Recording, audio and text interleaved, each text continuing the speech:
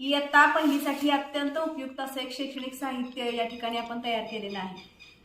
इयत्ता पहिलीसाठी, कारण पहिलीचा बेस पक्का असेल तर विद्यार्थी पुढे जाऊन छान वाचन करू शकतात.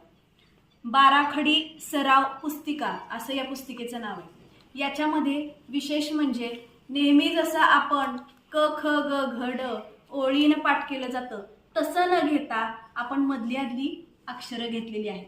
त्यानंतरची विशेष गोष्ट, बाराखडीमध्ये क का की की कु कू तेही आपण ओळीनंच घेतो.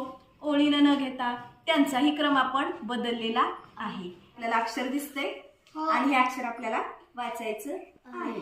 हे काय? गा. Very good. गा.